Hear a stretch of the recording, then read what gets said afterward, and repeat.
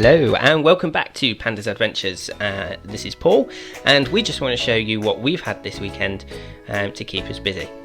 So yes, we've had these pet portraits done of our lovely pets, and that's Finn, Jack, Ashley and Peaches. See if you can figure out which name belongs to which pet. As you can see, these have been done, they're absolutely wonderful. There's the originals there next to the portraits that we've had done. We're all in watercolour. Excellent detail and excellent pictures that are now taking pride of place in our lounge. We have got numerous pieces of artwork from this artist, which are all up around the house. So thank you very much. And it all started off with a portrait that our parents got us for Christmas.